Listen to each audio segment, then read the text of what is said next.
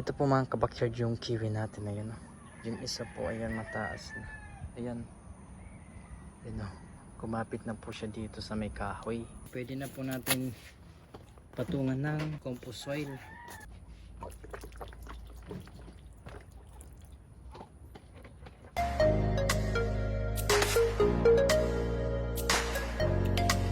Mapagpalang araw po mga kabakyard. Welcome sa isa na namang episode ng Backyard Farming. Ngayong araw po mga kabakyard, may bago po tayong project. So ito po, may binutasan na po akong container. Ayan po. Ito po is paglalagyan po ng kiwi natin. Gawa ng malalaki na po yung kiwi at saka wala pong malaking paglalagyan. So ito po ang ating project. May binutasan na po tayo at saka lalagyan po natin ng butas yan para po ma-drain po ang laman ng container. Ang ginawa natin para po madali pong maalis yung takip dito para mabutas po natin ng madalian. Ayan, binarina ko po dito. Ayan, may mga tanda pa po ng barena yung pinagbutasan po. Ayan, gawa ng napaka tigas po at saka makapal po yung plastic po niya, kaya ang hirap po kung gagamit po tayo ng kutsilyo.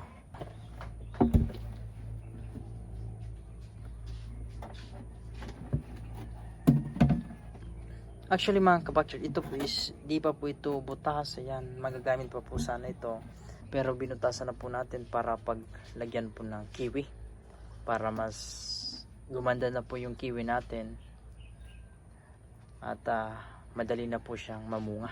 Yung kiwi po pala natin is 1 year na po at di pa po gaano malago, gawa ng wala pong magandang paglalagyan. So ayan, ito po ang gagamitin natin para sa kiwi. Ito po mga kabakyard yung kiwi natin. Ayan, oh. Yung isa po ayan mataas na. Ayan. Ayan, oh. Kumapit na po siya dito sa may kahoy. Ayan, oh. Ito po is 1, 2, 3, 4 anim po ito. Yung dalawa po nasa container lang po. Ayan, oh. So ayan, sana makapagpabunga po tayo nito.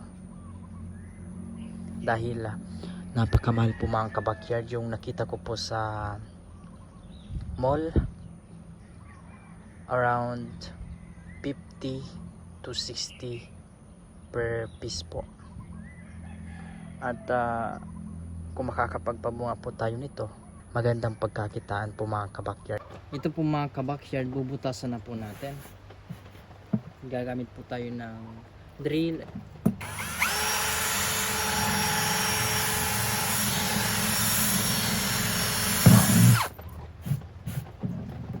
Yan, napakadali lang mga kabakyard. Kung gagamit po tayo ng kabilya, bakal na ilalagay po sa baga, mahirap po yon at saka mainit.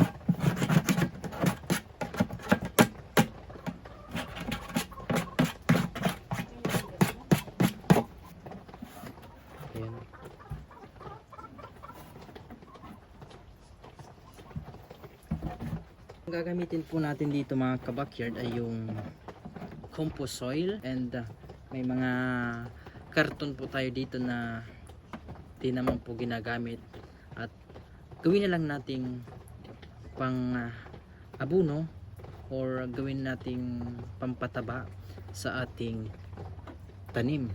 Ang iba po kasi sinusunog, tinatapon. So ang ginagawa po natin is organic fertilizer para makatulong na po tayo sa ating kalikasan, at saka matulungan din po natin yung ating halaman sa pamamagitan po ng mga karton, dahon, at saka mga organic matter ay makakapag abono po tayo at mapapataba po natin ang ating mga tanim.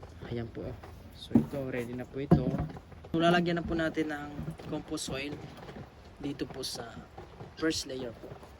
Ito pong compost soil po natin is almost 1.5 year na po ito, at ngayon po hinarvest na po natin at linagay po sa sako. Ayan, napakaganda na po. Ayan.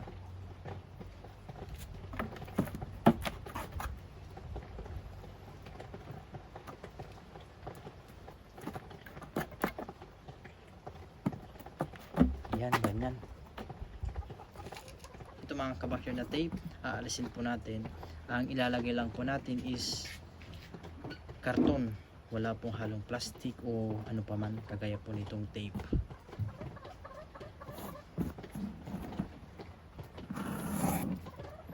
Ganyan po. Ito po kasi is di naman po ito mabubulok. Ayan. Kaya alisin po natin.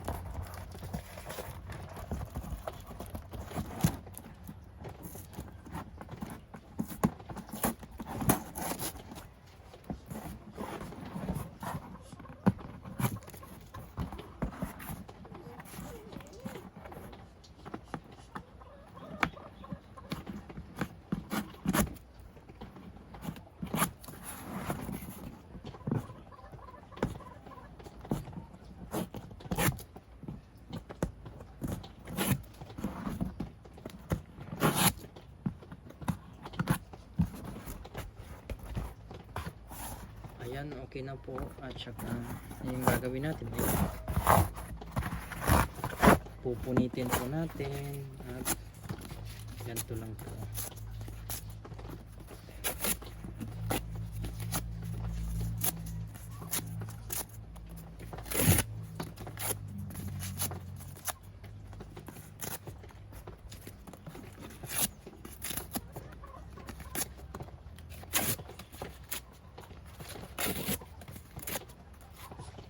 Ang second layer po natin ay ito pong karton, at ang third layer po yung mga dahon na po, yung fresh po na dahon.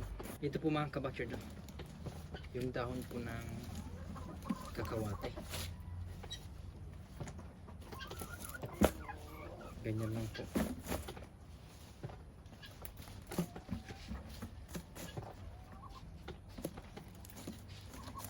Yan, ganyan.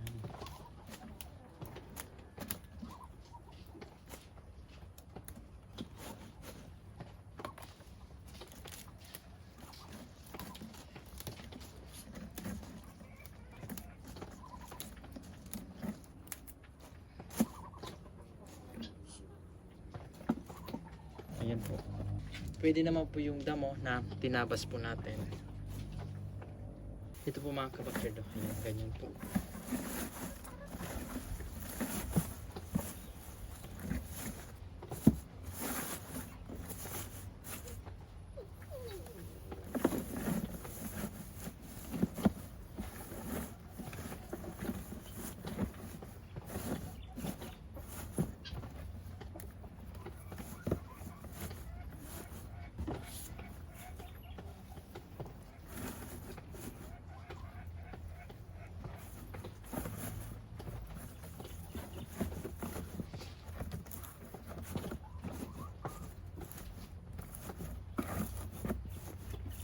Ang third layer po natin is yung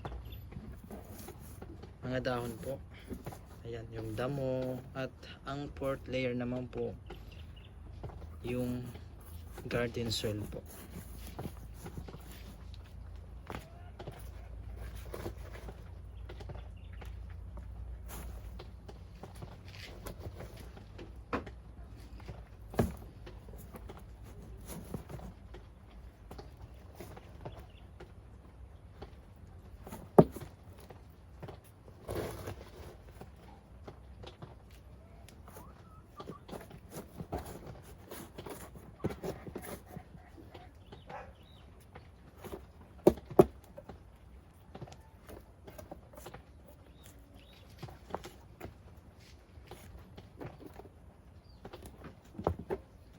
Ito na po mga ka-backyard yung kiwi po natin na itatransplant po natin dito po sa container. Ayan, no.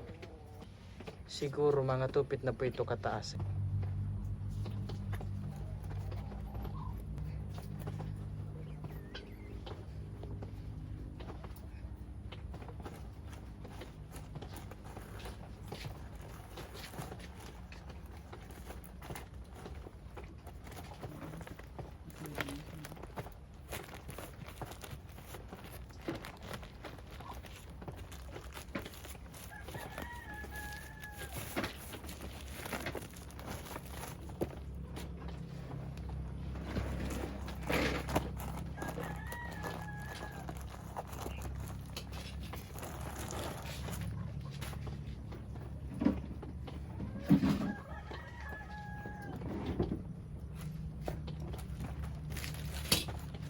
Ayan po.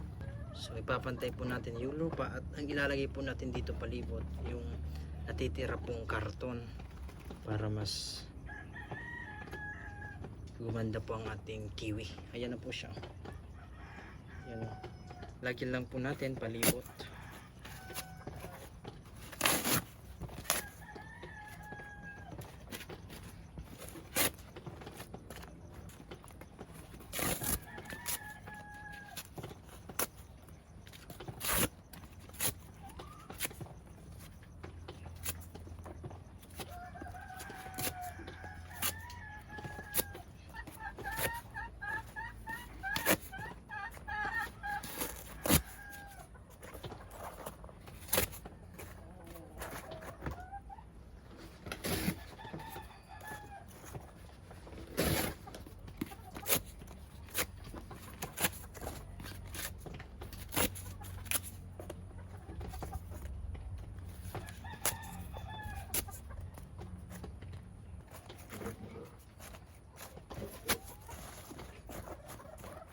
Pwede na po natin patungan ng compost soil.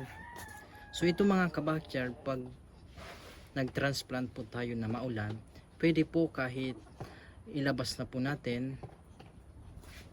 At kung mainit naman po, wag po nating ididirekta sa init o sa sikat ng araw para po makarecover po siya. Pero pag ganito pong maulan, malamig po ang panahon, kahit ilabas na po natin siya, lalagyan na po natin ng compost soil.